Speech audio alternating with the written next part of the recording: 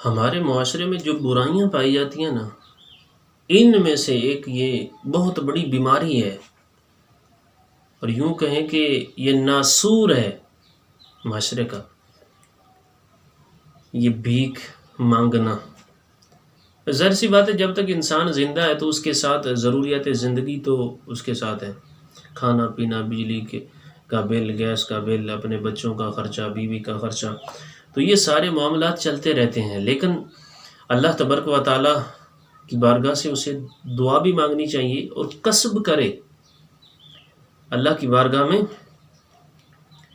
دعا کے ساتھ ساتھ کسب کرے، محنت کرے۔ اللہ تبارک و تعالیٰ رزق عطا فرمائے گا، وہ مالک شہنشاہ ہے، لیکن ہرگز ایسا نہیں کرنا چاہیے۔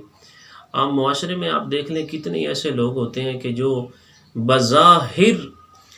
بھکاری نظر آنے والے ہوتے ہیں، لیکن حقیقت میں کچھ اور ہوتا ہے، اور وہ شخص بڑا خوش نصیب ہے، بہت بڑی سعادت کا وہ امیدوار ہے، اور اللہ تبارک و تعالیٰ کے حبیب نے اس شخص کی تعریف بیان فرمائی ہے۔ کون سا شخص؟ جو خود کما کر کھاتا ہے، اپنے بچوں کو کھلاتا ہے۔ حدیث پاک میں آتا ہے، مسند امام احمد کی یہ حدیث پاک ہے، جلد نمبر 6 صفحہ نمبر 112، حدیث نمبر 17266، کہ پیارے آقا دو عالم کے داتا صلی اللہ تعالی علیہ وآلہ وسلم نے ارشاد فرمایا، سرکار کی بارگاہ میں سوال کیا گیا پاکیزہ کمائی کے حوالے سے، پوچھا گیا تو میرے اور آپ کے آقا صلی اللہ تعالی علیہ وآلہ وسلم نے ارشاد فرمایا کہ ہر وہ تجارت جس میں دھوکہ نہ ہو اور اپنے ہاتھ سے کمائی ہو، یہ پاکیزہ ترین کمائی ہے۔ سوال ہوا پاکیزہ ترین کمائی کا، تو سرکار صلی اللہ تعالیٰ علیہ وسلم نے کیا ارشاد فرمایا کہ ہر وہ تجارت جس میں دھوکہ نہ ہو اور اپنے ہاتھ سے کمائی گئی ہو، یہ پاکیزہ ترین کمائی ہے۔ تو میرے پیارے بھائیوں، اللہ تبارک و تعالیٰ ہمیں محنت کرنے کی توفیق عطا فرمائے اپنی بارگاہ میں۔ ایک تو اپنی ذات کے اوپر اللہ ہمیں توکل کرنے کی توفیق عطا فرمائے، پھر اسباب اختیار کر کے محنت کرنے کی توفیق عطا فرمائے۔ ایسا شخص کہ جو مال بڑھانے کے لیے بھیک مانگتا ہے، میں خود آپ کو بتاتا ہوں کہ میں ایک شخص کو جانتا ہوں کہ اس کی شہر میں، ایک بہت بڑا شہر ہے، اس میں 3 دکانیں ہیں، اور اس کی حالت مجھے ایک شخص نے وہ شخص ملوایا، میں نے خود اسے دیکھا کہ کیا تھی، وہ سارا دن بھیک مانگتا ہے۔ تو اب کیا ہے کہ اس کی دکانیں بھی ہیں، مال بھی ہے، جائیداد بھی ہے، اچھا مکان بھی ہے، پھر بھی وہ بھیک مانگ رہا ہے۔ ایسا شخص کتنا بد نصیب ہے، اور اس کے بارے میں سرکار صلی اللہ تعالیٰ علیہ وسلم کی حدیث پاک یہ واضح ہے، مسلم شریف کی حدیث پاک ہے، حدیث نمبر 2399، سرکار صلی اللہ تعالیٰ علیہ وسلم نے ارشاد فرمایا، جو شخص مال بڑھانے کے لیے بھیک مانگے تو وہ انگارہ مانگتا ہے۔ مال بڑھانے کے لیے بھیک مانگتا ہے تو وہ انگارہ مانگتا ہے، اب چاہے کم کرے یا زیادہ کرے۔ مرآت المناجح جلد نمبر 3 پر اس حدیث پاک کے حوالے سے لکھا ہے کہ بلا سخت ضرورت بھیک مانگے، بقدر حاجت مال رکھتا ہو، زیادتی کے لیے مانگتا پھرے، وہ گویا دوزخ کے انگارے جمع کر رہا ہے، چونکہ یہ مال دوزخ میں جانے کا سبب ہے، اسی لیے اسے انگارہ فرمایا گیا۔ اب بعض اوقات ایسا بھی ہوتا ہے کہ ہم جن کو اللہ نے مال دیا ہے نا، وہ مستحق تک پہنچاتے نہیں ہیں۔ ایک ایسا شخص جو مستحق ہی نہیں ہے اس بات کا کہ اس کو دیا جائے، صدقہ دیا جائے، صدقہ فطر دیا جائے، زکوٰۃ دے دی جائے، تو ہم اسے بھی دے دیتے ہیں۔ تو بعض اوقات پھر کیا ہوتا ہے، جب حقدار کو حق نہیں ملا تو پھر کیا ہے، غربت تو بڑھتی جائے گی، اور ایک ایسے شخص کو مل گیا جو حقدار ہی نہیں ہے۔ تو اس طرح بھی